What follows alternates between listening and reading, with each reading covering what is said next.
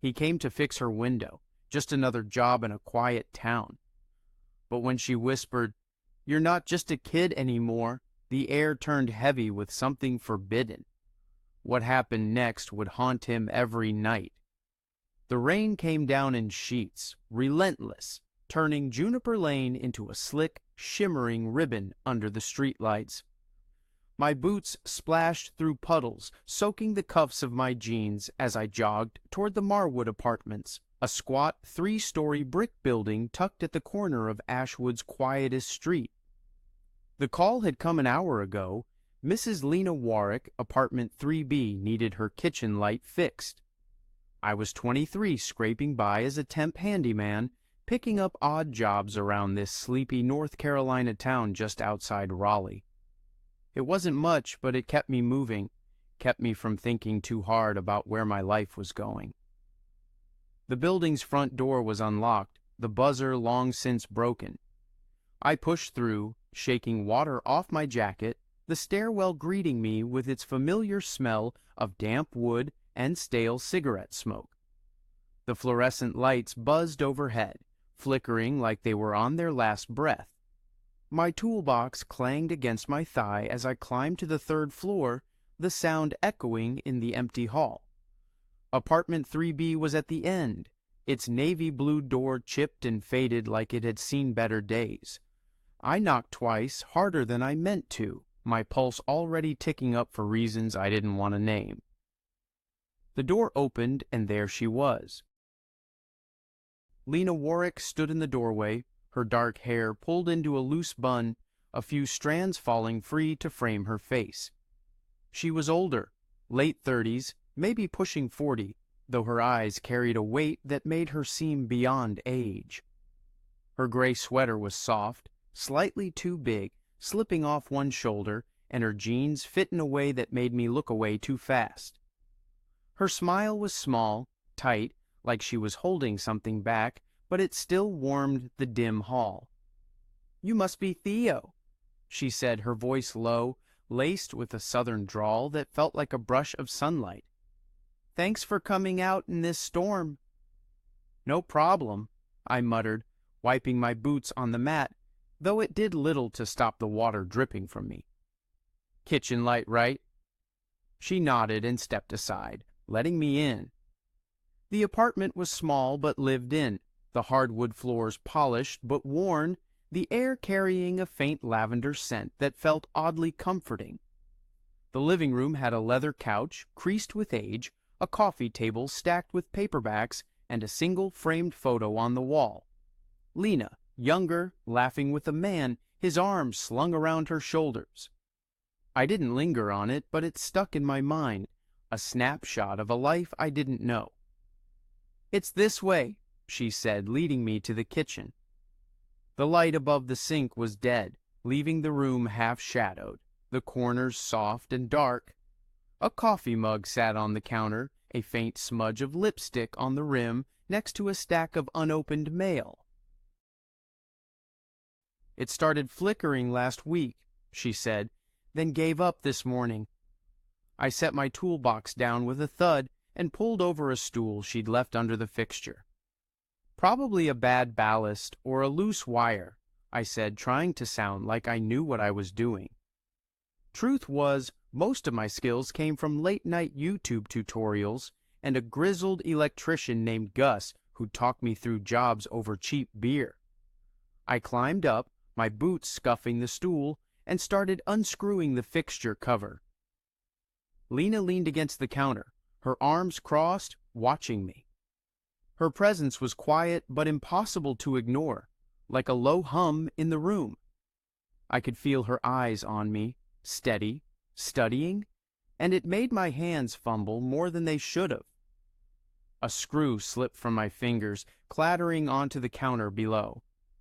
"Shit, sorry," I said, wincing at my own clumsiness. She laughed, a soft, warm sound that caught me off guard. "Don't worry about it. I've heard worse." I glanced at her, and our eyes met for a split second. Hers were hazel, flecked with green, and they held mine like they were looking for something I didn't know I had. My face warmed, and I turned back to the fixture, muttering something about wiring to cover my nerves. Focus, Theo. Just fix the damn light. The job wasn't hard. The ballast was fried, like I'd thought. I swapped it out with a spare from my toolbox, my hands moving on muscle memory while my mind wandered. I didn't know much about Lena Warwick, just bits and pieces from the property manager. She was a widow, lived alone, kept to herself. Her husband had died a few years back in some accident nobody liked to talk about. The kind of thing that left a town whispering, filling in the blanks with their own stories. "You're young for this kind of work," she said suddenly, breaking the silence. Her voice was casual, but there was an edge to it, like she was testing me. "What, 22, 23? 23, I said, tightening a wire. "Just trying to keep my own lights on, you know." She nodded, her lips pressing into a thin line, like she understood more than I'd said. "I get that, more than you'd think." I didn't know how to respond, so I kept working, screwing the fixture cover back into place. The new ballast hummed softly, and when I flipped the switch, the kitchen flooded with light, sharp and clean, chasing the shadows away. Lena blinked, shielding her eyes for a moment, then smiled. "Wow," she said, looking up. "That's brighter than it's been in years." "Glad I could help," I said, stepping off the stool. I started packing my tools, ready to get back into the rain, away from the strange pull of her presence. But she didn't move from the counter, and I didn't step toward the door. "Want coffee?" she asked, gesturing to the pot on the counter. "It's fresh, and you're soaked through." I hesitated. I had another job across town in an hour, and the rain wasn't letting up. I should have said no, made some excuse about my schedule. But her voice had a quiet weight, like she wasn't just offering coffee, like she was asking me to stay for something else, something I couldn't name. "Sure," I said, against every sensible part of me. "Just a quick one." She poured a mug and slid it across the counter, her fingers brushing mine as I took it. The touch was brief, but it sent a spark through me like I'd grazed a live wire. I took a sip, the coffee bitter and strong, and leaned against the counter opposite her. The silence stretched, not awkward, but heavy, like we were both waiting for something to break. "You live around here?" she asked, cradling her own mug, her eyes steady on mine. "Crestwood Drive," I said.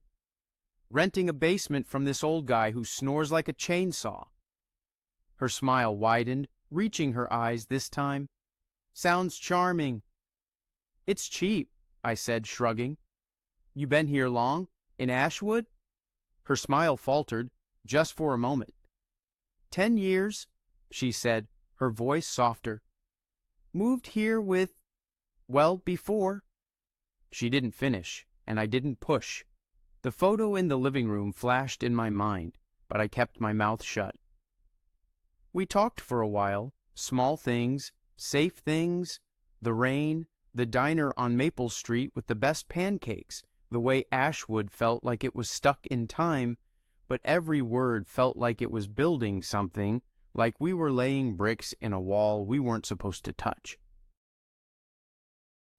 She laughed at my dumb joke about the weather, and I noticed the way her fingers traced the edge of her mug, slow and deliberate, like she was drawing out the moment. I noticed too much, her collarbone peeking from her sweater, the faint lines at the corners of her eyes, the way her voice softened when she said my name. The clock on the wall ticked louder than it should have. I glanced at it. 25 minutes had passed. My next job was waiting, but my feet felt rooted to the floor.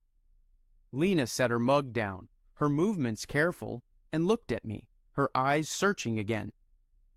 "You're good at fixing things," she said, her voice low, like she meant more than the light. I shrugged, my throat tight. "I'm just okay, but thanks." She stepped closer, just a half step, and the kitchen felt smaller, the air thicker. Her eyes locked on mine, and I saw something raw there, something she usually kept hidden. Grief, maybe, or loneliness, or something else I wasn't supposed to see. My pulse kicked up and I gripped the mug harder, the warmth grounding me. "That's wrong," I said, my voice barely above a whisper. I didn't know why I said it. Maybe it was the way she looked at me, like she was daring me to stay. Maybe it was the rain, the coffee, the quiet of her apartment. But it felt like a line I shouldn't cross. She smiled, slow and knowing, like she'd heard something I hadn't meant to say. "But we're here," she said, her voice soft, almost a breath, her eyes never leaving mine. The words hung between us, heavy, like a door creaking open. I set the mug down, my hand unsteady, and grabbed my toolbox. "I should go," I said, but I didn't move, my eyes still on hers. She nodded, stepping back, breaking whatever had settled over the room. "Yeah, thanks again, Theo." I made it to the door, the rain still hammering outside. I turned back, just for a second, and she was standing in the kitchen, watching me, her expression unreadable but heavy. I stepped into the hall, the door clicking shut behind me, my heart racing for reasons I couldn't name. This was only the beginning, but I didn't know how quickly things could spiral out of control. The days after that first visit to Lena's apartment blurred together, each one heavy with the weight of her presence in my mind. I went through the motions, fixing a leaky faucet in a split-level house on Sycamore Road, patching drywall in a cramped duplex off Hawthorne. But her voice, that soft southern drawl, kept echoing in my head. The way her fingers had brushed mine when she handed me the coffee, the way her eyes lingered like they were searching for something I didn't know I was hiding. I told myself it was nothing, just a moment, a trick of the dim light in her kitchen. I was 23, barely keeping my life together, and she was a widow, a woman with a past I couldn't begin to understand. But the memory of her smile, knowing, guarded, a little sad, stuck to me like damp clothes. Friday evening, my phone buzzed as I sprawled on the sagging couch in my basement apartment on Crestwood Drive. The hum of Mr. Kessler's TV seeped through the ceiling, some game show he watched religiously, the audience's laughter muffled but constant. The property manager's name flashed on the screen. Lena Warwick, apartment 3B, needed a follow-up. The kitchen light was flickering again, like it was mocking my last fix. I grabbed my toolbox, my pulse already quickening, and headed out into the dusk. The air was thick, the sky bruised with clouds promising more rain. Juniper Lane was quiet, the streetlights casting long, jagged shadows across the wet pavement. The climb to 3B felt different this time, each step heavier, like I was walking toward something I couldn't turn back from. The stairwell smelled the same, damp wood, old smoke, but the flickering fluorescence seemed to buzz louder, matching the hum in my chest. I knocked on the navy blue door, softer this time, like I wasn't sure I wanted her to hear me. Lena opened the door, and my breath caught. She wore a navy sweater, loose but clinging in a way that made her seem both fragile and untouchable. Her hair was down, dark waves spilling over her shoulders, catching the faint light from the hall. She was beautiful, but it wasn't just that. There was a tiredness in her eyes, a quiet weight that made her seem older than her years. Probably 38, maybe 40, though it was hard to pin down. Yet her presence filled the doorway, steady and unyielding, like she was rooted to the spot. "Theo," she said, her voice warm but laced with something cautious, like she was measuring every word. Didn't think I'd need you back so soon." "Yeah, well, lights have a mind of their own," I said, aiming for a grin but landing somewhere closer to nervous. My voice sounded too loud in the quiet hall. She stepped aside and I walked in, the lavender scent of her apartment wrapping around me like a memory. The living room was unchanged. Worn leather couch, coffee table stacked with books, that photo on the wall I couldn't stop noticing. The man's arm around her, their laughter frozen in time. I wondered who he'd been to her, what kind of life they'd had before it all broke apart. But I didn't ask. I wasn't supposed to care. "The light's acting up again," she said, leading me to the kitchen. The room was dim, the fixture above the sink flickering erratically, casting shadows that danced across the counter. The lipstick-smudged mug was still there, joined now by a half-eaten slice of toast on a plate. It felt intimate, seeing these pieces of her life, like I was intruding on something private. I set my toolbox down and climbed onto the stool, the wood creaking under my weight. "Probably just a loose connection," I said, unscrewing the fixture cover. My hands moved on instinct, but my mind was elsewhere, caught on the way Lena stood by the fridge, arms crossed, watching me. Her gaze was steady, almost too steady, like she was trying to figure me out. "You sound like you've done this 100 times, she said, a teasing edge to her voice that made my stomach twist. "More like 20, I admitted, glancing at her. "Still learning the ropes." She nodded, her lips twitching into a half smile. "Learning's good. Most people don't bother after a certain point." I focused on the wires, my fingers brushing the cool metal of the fixture. The silence wasn't uncomfortable, but it was charged, like the air before a storm. I tightened a loose connection, checked the ballast I'd installed last time, and tested the switch. The light steadied, bright and even, washing the kitchen in a clean glow. Lena tilted her head, inspecting it like she was surprised it worked. "Fixed," I said, stepping down, wiping my hands on my jeans. "Should hold this time." "You're making me feel like I'm getting special treatment, Theo," she said, her voice light but her eyes heavy, locking on mine. "2 visits in a week." I laughed, rubbing the back of my neck, my skin prickling under her gaze. Just doing my job. Her eyes didn't waver, and I felt that pull again, like the room was shrinking around us. She gestured to the coffee pot, the same one from last time, still half full.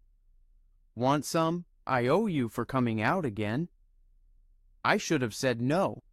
I had no business lingering in her kitchen, no reason to stay when the job was done, but my mouth betrayed me, like it had before.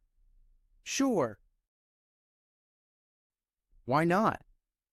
She poured 2 mugs, her movements slow, deliberate, like she was buying time. This time, she didn't slide the mug across the counter. She handed it to me, her fingers brushing mine, and I swear it wasn't an accident. The touch lingered, just a fraction of a second, but it sent a jolt through me, sharp and electric. I took a sip, the coffee scalding my tongue, and leaned against the counter, trying to act like my heart wasn't pounding. "You don't seem like a handyman," she said, cradling her mug, her eyes steady on mine. "Not full-time anyway. What's your deal, Theo?" I shrugged, my guard up but crumbling. "Not much to tell. Grew up in Durham, tried community college, dropped out. Been picking up jobs since, trying to figure out what's next." She tilted her head, studying me like I was a puzzle she hadn't quite solved. "What's next?" I hesitated. Nobody asked me that, not in a way that felt like they cared. "I don't know," I said, my voice quieter than I meant. "Something real, I guess. Something that matters." Her smile was soft, almost sad, like she recognized the weight of those words.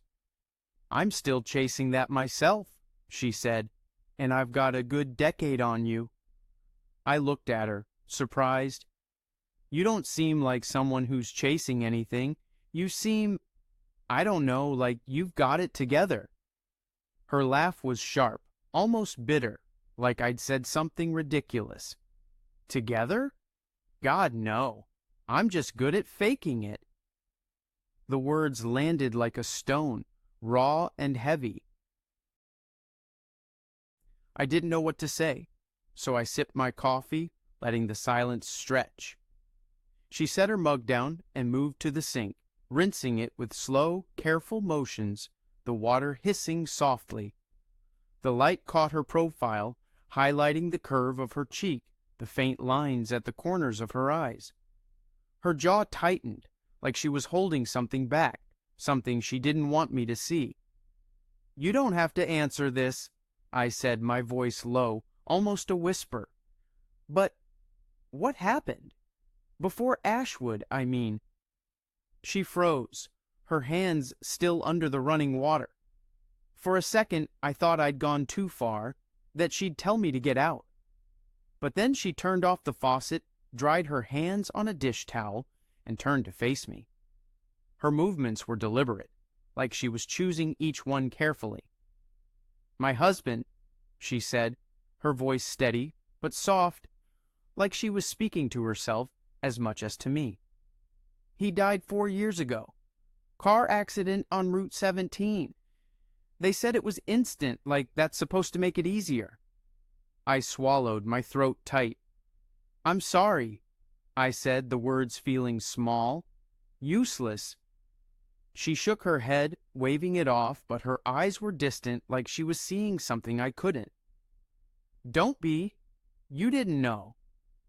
She leaned against the sink, her arms crossed again, her gaze settling on me. "That's the before. This is whatever's left." The air in the kitchen shifted, heavier now, like we'd crossed into something we couldn't undo. I wanted to ask more about her husband, about the life she'd left behind, about the pain she carried so quietly, but I didn't. Instead, I set my mug down, the ceramic clinking against the counter, and reached for my toolbox. "I should go," I said, but my feet didn't move.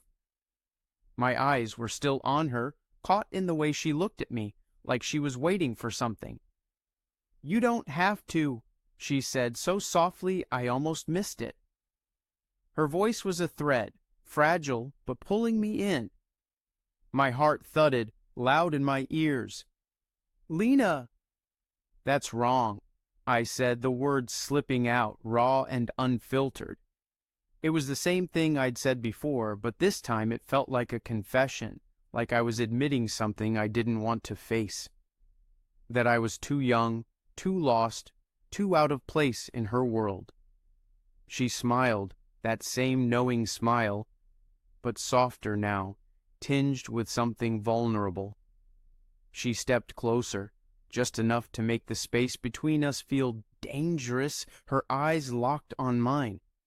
"But we're here," she said, her voice barely a breath, like a secret she wasn't sure she should share. I didn't move. I couldn't. Her hand reached out, not touching me, but close enough that I could feel the warmth of her skin, the air between us charged and heavy. My toolbox felt like an anchor in my hand, keeping me from doing something reckless. But every part of me wanted to close that gap, to see what would happen if I let myself. She stepped back, turning to the sink again, her movements quick, like she was pulling herself together. "Thanks for fixing the light," she said, her voice steady now, like nothing had happened.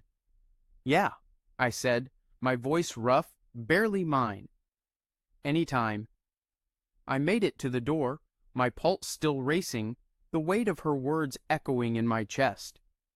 I didn't look back this time, but I could feel her eyes on me as I stepped into the hall, the door clicking shut behind me. The stairwell was cold, the fluorescent lights buzzing. but all I could hear was her voice, soft and certain, saying we were here. Everything is heading toward a moment that can't be undone. What she does next will leave a mark he'll carry forever.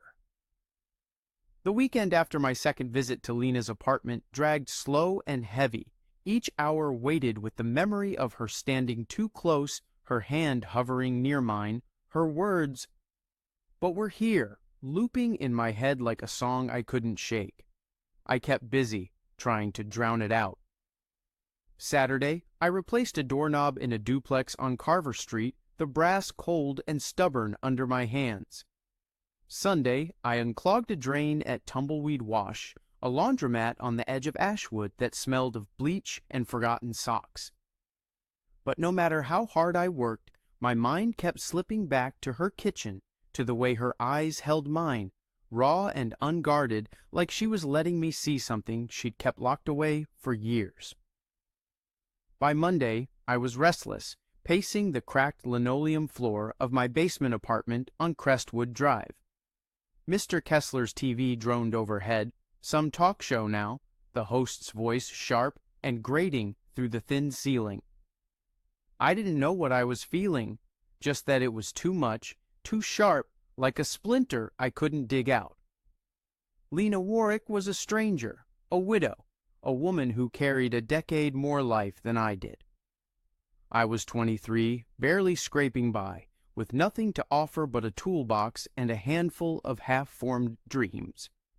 Yet every time I closed my eyes, I saw her smile, soft and sad, and felt the ghost of her fingers brushing mine. My phone buzzed, snapping me out of it. The property manager's name lit up the screen. Another job at Marwood Apartments, 3B. A stuck window in Lena's living room. My heart kicked up, a traitor to my better sense, and I grabbed my toolbox before I could talk myself out of it. The evening air was cool as I stepped onto Juniper Lane, the sky heavy with clouds, the streetlights casting pools of light on the wet pavement. Ashwood felt quieter than usual, like it was holding its breath, waiting for something to break. The climb to 3B was a slow burn, each step heavier than the last. The stairwell's familiar smell, damp wood, stale smoke, mixed with the faint buzz of the fluorescent lights, flickering like they were mocking me. I stood in front of her navy blue door, chipped and worn, and hesitated. My knuckles hovered over the wood, my pulse loud in my ears. I knocked, soft but deliberate, like I was giving myself one last chance to walk away. Lena opened the door, and everything stopped. She wore a simple black dress, sleeveless, clinging to her in a way that made my throat dry. Her hair was loose, dark waves curling at the ends, catching the dim light from the hall. She was beautiful, but it wasn't just that. There was a softness in her face, a crack in the armor she usually wore, like she'd let her guard down just for a moment. She was probably 39, maybe 40, her eyes carrying a weight that made her seem older, like they'd seen too much to care about years. Her presence filled the doorway, steady and quiet, but there was something new there, something fragile, like she was standing on the edge of a choice. "Theo," she said, her voice warm but careful, each syllable measured. "You're gonna think I'm breaking things just to get you back here." I managed to laugh, though it came out rough, unsteady. "Starting to wonder," I said, gripping my toolbox tighter to keep my hands from shaking. "Window, right?" She nodded and stepped aside, letting me in. The lavender scent of her apartment hit me like a wave, familiar but sharper now, like it was sinking into my skin. The living room was the same, worn leather couch, coffee table stacked with books, that photo on the wall I couldn't ignore. The man's arm around her, their laughter frozen in a moment I'd never understand. The sight of it twisted something in my chest, like I was trespassing on a life I had no right to touch. "It's this one," she said, gesturing to the living room window. The frame was warped, stuck tight, the glass streaked with old rain. I ran my hand along the sill, feeling the rough wood, the faint grit of dust under my fingers. "Old building," I said, more to fill the silence than anything else. "These windows get stubborn." Lena stood a few feet away, her arms crossed, watching me with that same intensity that made my skin prickle. "You sound like you've got it all figured out," she said, a teasing edge in her voice, but her eyes were serious, searching. "A fake it till you make it," I said, prying at the window with a flathead screwdriver. The frame groaned but didn't budge. I cursed under my breath, and she laughed, soft and low, the sound curling around me like smoke. "You're too hard on yourself, Theo," she said, her voice quieter now, like she meant it. "You're good at this." I glanced at her, my hands still on the window. Her eyes were steady, unreadable, and I felt that pull again, like the air was tightening around us. I turned back to the window, forcing myself to focus, but my pulse was loud, drowning out the faint rustle of leaves outside. The frame gave way with a sharp crack, sliding open to let in a rush of cool air that smelled of rain and pine. I stepped back, wiping my hands on my jeans, the motion grounding me. "There," I said. "Should be good now." Lena moved closer, inspecting the window, her arm brushing mine as she leaned in. The contact was brief, but it sent a jolt through me, sharp and electric, like I'd touched a live wire. She didn't pull away, and neither did I. The room was too quiet, the only sound the faint hum of the street below, the distant drip of water from the eaves. "Thanks," she said, her voice barely above a whisper, her eyes flicking to mine. She was close now, too close, her warmth radiating in the space between us. I could see the faint freckles across her nose, the way her breath caught just for a moment. I should have stepped back. I should have grabbed my toolbox and walked out, like I had the last 2 times. But my feet were rooted, my hands heavy at my sides. I looked at her, really looked at her, and saw something in her eyes, loneliness, need, a quiet ache that mirrored the one in my chest. It wasn't just attraction. It was something deeper, something I wasn't supposed to feel. "Lena," I said, my voice rough, barely mine. This is wrong." Her lips parted, her breath hitching, and she smiled. Not the knowing smile from before, but something softer, sadder, like she was seeing me for the first time. "But we're here," she said, her voice trembling, like she was letting go of something she'd held onto for too long. The words hit me like a wave, knocking the air from my lungs. I set the screwdriver down, my hands unsteady, and turned to face her fully. She was so close now, close enough that I could smell the faint lavender on her skin, could see the way her eyes flickered with something raw, something unguarded. My hand moved before I could stop it, reaching out to touch her arm, just lightly, my fingers grazing the soft fabric of her dress. It was a question, a hesitation, a line I wasn't sure I should cross. She didn't pull away. Instead, she stepped closer, her hand resting on my chest, not pushing me away, but holding me there, like she was afraid I'd vanish. Her touch was warm through my shirt, and I felt my resolve crumbling, piece by piece, like sand slipping through my fingers. Her fingers curled into the fabric of my jacket, and I could feel her trembling, or maybe that was me.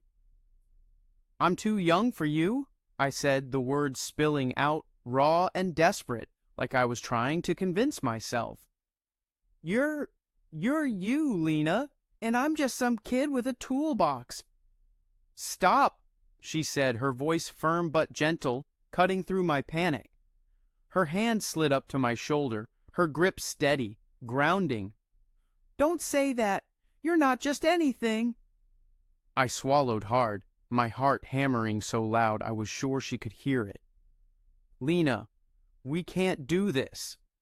Her eyes searched mine, and for a moment I thought she'd agree, that she'd step back and let the moment dissolve into nothing. But then she leaned in, her forehead resting against mine, her breath warm against my skin.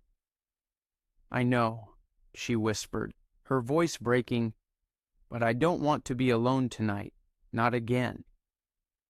The words shattered something in me, something I'd been holding together with duct tape and stubbornness. I closed the distance, my lips finding hers, soft and tentative, like I was afraid she'd disappear. But then she kissed me back, her hands tightening on my shoulders, and the world narrowed to the feel of her, the taste of her, the way her breath caught against my mouth. It was slow at first, careful, like we were both testing the weight of what we were doing. Then it deepened, urgent, desperate, like we were trying to outrun the rules we were breaking, the past she carried, the future I didn't have. We pulled apart, both of us breathing hard, her forehead still pressed against mine. Her eyes were closed, her lips parted, and I could see the conflict in the set of her jaw, the way her hands trembled where they rested on my chest. I wanted to say something, anything, but my voice was gone, lost in the ache of the moment. "I'm sorry," I said finally, my voice barely audible, rough with guilt. "I shouldn't have." "Don't," she said, opening her eyes. They were bright, too bright, like she was holding back tears. "Don't apologize. I wanted this. I've wanted this." I stepped back, my hands falling to my sides, the air cold where her warmth had been. "What do we do now?" I asked, my voice raw, like I was pleading for an answer neither of us had. She looked at me, her expression unreadable, a mix of resolve and regret. "I don't know," she said, her voice steady but soft. "But I'm tired of pretending I don't feel this. Aren't you?" I nodded, my throat tight, my chest aching with the weight of her words. I wanted to stay, to hold her, to figure out what this was, what it could be. But the photo on the wall loomed in my mind, her past, my age, the life she'd built without me. I picked up my toolbox, the metal cold against my palm, grounding me. "I should go," I said, and this time it wasn't a question. I moved toward the door, my steps heavy, like I was dragging myself away. She didn't stop me, but her eyes followed me, heavy with something unspoken. Grief, longing, maybe both. I stepped into the hall, the door clicking shut behind me, the sound final, like a lock snapping into place. The stairwell was cold, the fluorescent lights buzzing, but all I could feel was the warmth of her touch, the weight of her words, the ache of what we'd just done. The rain